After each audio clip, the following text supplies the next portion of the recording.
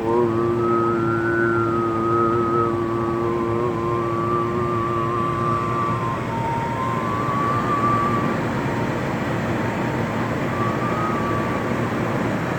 word rain, Diane, begins with Re or Ra, who is why the reason, Ra sun, we say red, both R-E-D and R-E-A-D. To read, to Ra, Eid. Ra is the sun, the source of the sine, wave of Eve. The light of illumination of the Illuminati, El Sol and El Luna.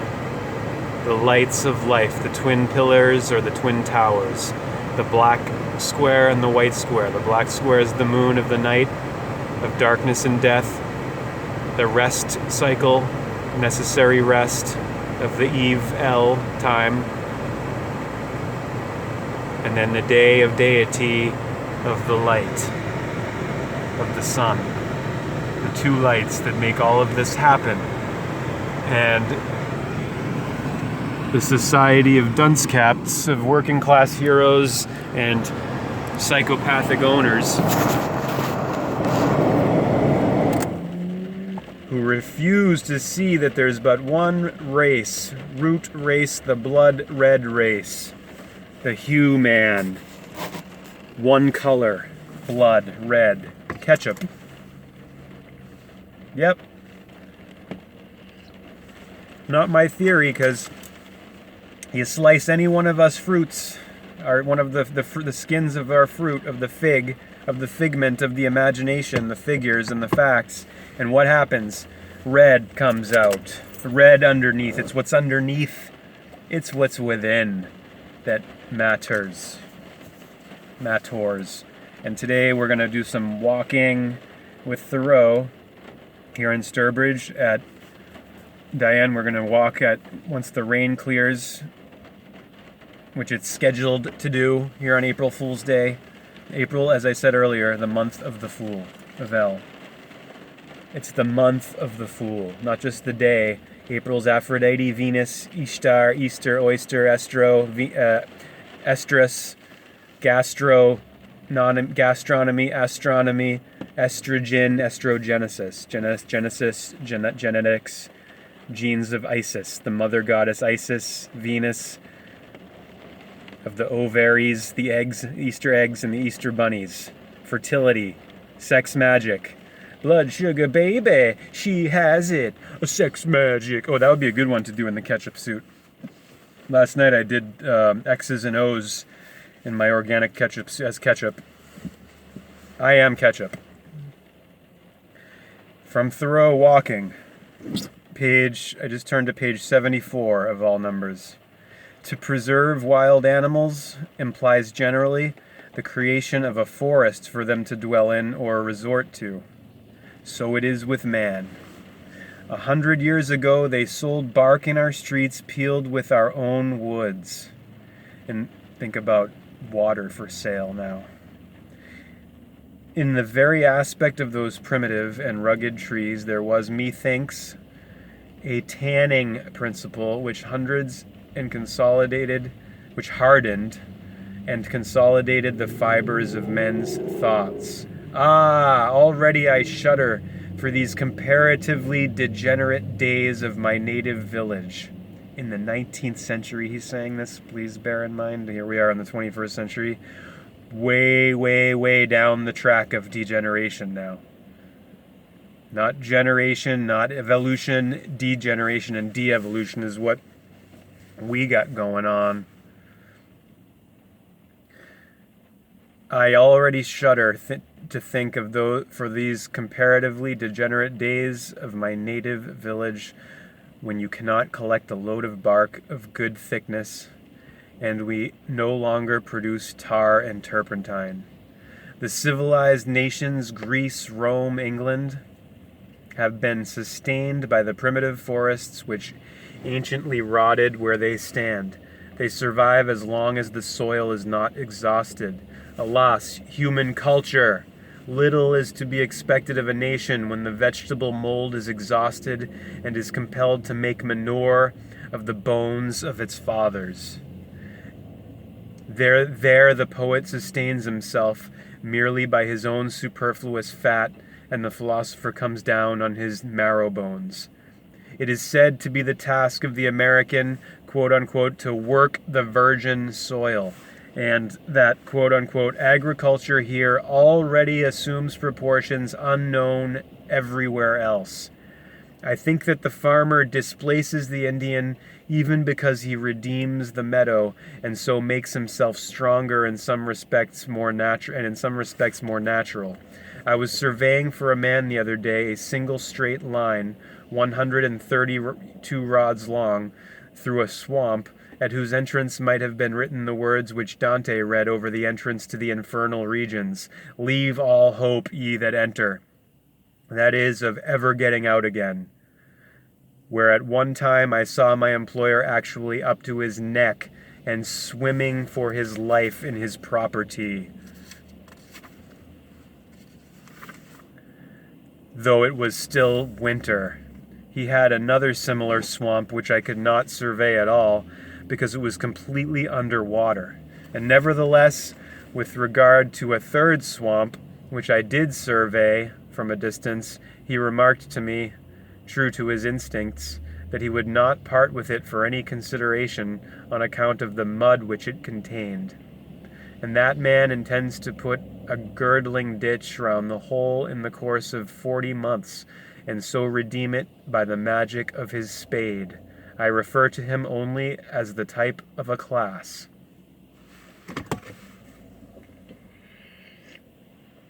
Oh, is that black coffee good, Diane? I can't believe I had coffee with cream and sugar all those years, up until like a couple of years ago. The cream and sugar just ruins it, I think. Now, I think. I didn't, then obviously I didn't think that, but all those years I was ruining my coffee, Diane. It's so much better black as midnight on a moonless night.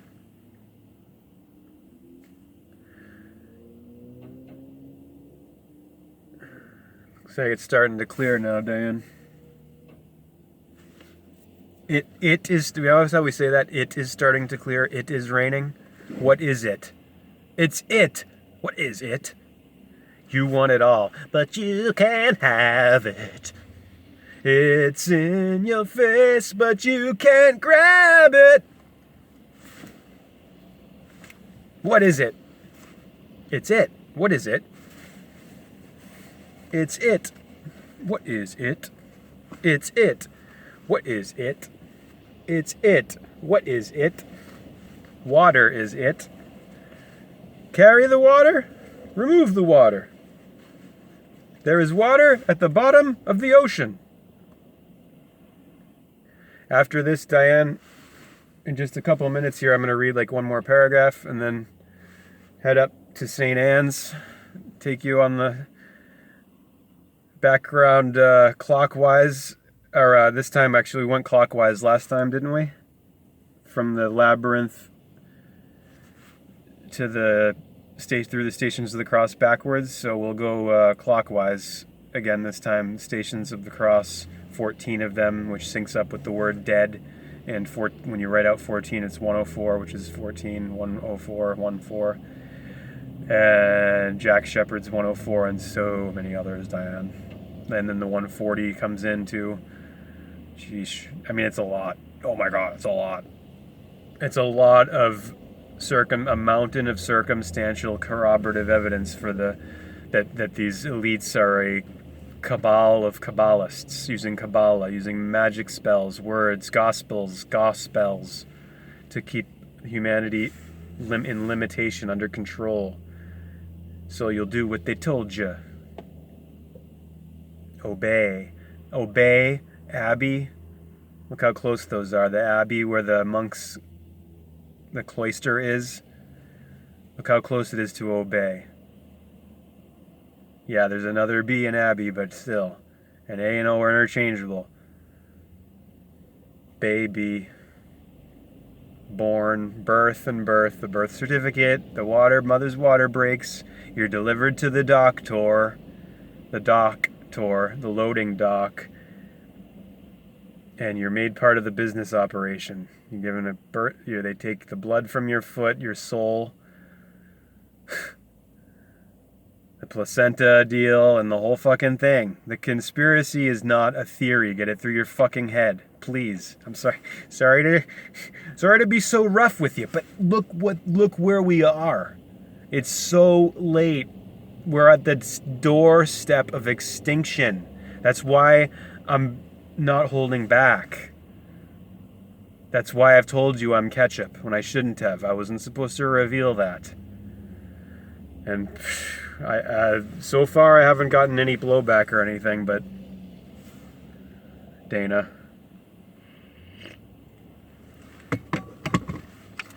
The task at hand is straightforward as a laser and as an arrow. The Blue Rose Task Force is the salvation operation of humanity, the humane, the principle of care, not the species. There is no human species or human race per se. It's the principle of the humane and of care, and it's what happens when an animal man, a beast man, comes up above his belt. He ascends in his consciousness, and his conscience is born, and he goes into the care of the heart center, and he ceases to be a beast man, an animal man who will just as soon snuff out one of his fellow men or anyone else, any other living sentient being, as flick a snot off his finger.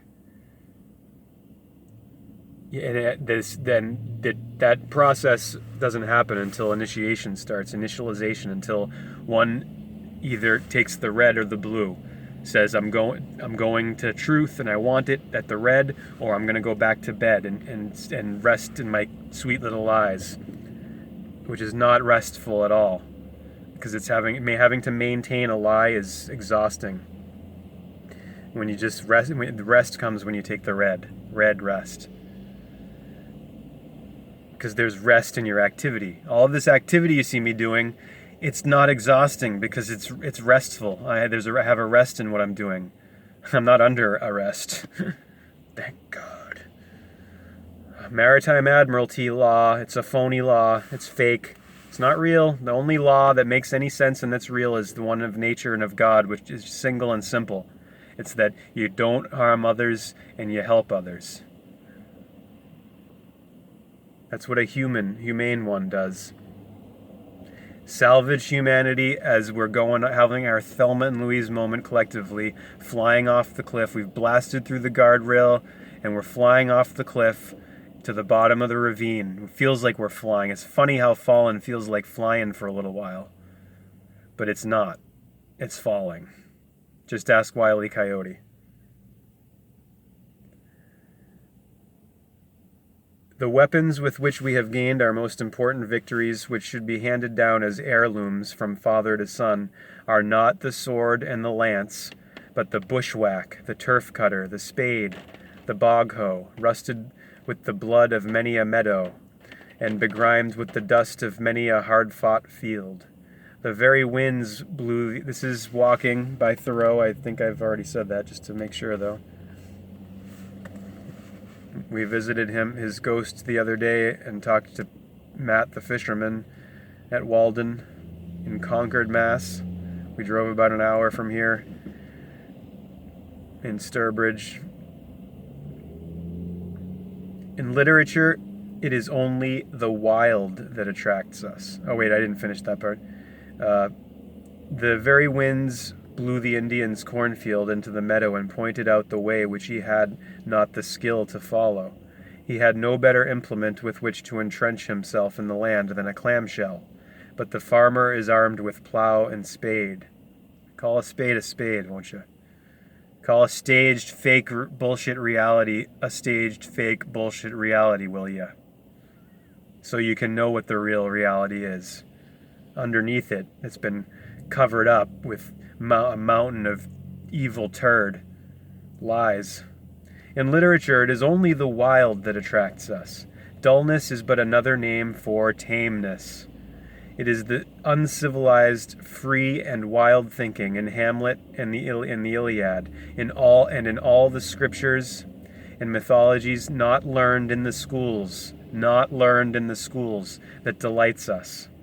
As the wild duck is more swift and beautiful than the tame, so is the wild, the mallard, thought. So is the wild thought which, mid-falling, dews wings its way above the fens. A truly good book is something as natural and as unexpectedly and unaccountably fair and perfect as a wild flower discovered on the prairies of the West or in the jungles of the East. Genius is a light which makes the darkness visible, like the lightning's flash, which perchance shatters the temple of knowledge itself, and not a taper lighted at the hearthstone of the race, which pales before the light of the common day. English literature from the days of the minstrels to the lake poets, Chaucer and Spenser and Milton and even Shakespeare included, breathes no quite fresh and in this sense wild strain. It is an essentially tame and civilized literature, reflecting Greece and Rome. Her wildness is a green wood, her wild man a Robin Hood. There is plenty of genial love of nature, but not so much of nature herself. Her chronicles inform us when her wild animals, but not when the wild man in her became extinct. The science of Humboldt is one thing, poetry is another thing. The poet today, notwithstanding all the discoveries of science in the 19th century, and the accumulated learning of mankind, enjoys no advantage over Homer. Where is the literature which gives expression to nature? He would be a poet who could impress the winds and streams into his service, to speak for him, who nailed words to their primitive senses, as farmers drive down stakes in the spring, which the frost has heaved, who derived his words as often as he used them, transplanted them to his page with earth adhering to their roots, whose words were so true and fresh and natural that they would appear to expand like the buds at the approach of spring, though they lay half smothered between two musty leaves in a library, aye, to bloom and bear fruit there, after their kind, annually, for the faithful reader, in sympathy with surrounding nature.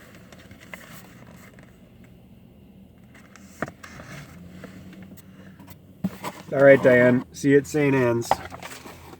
Dana Scully.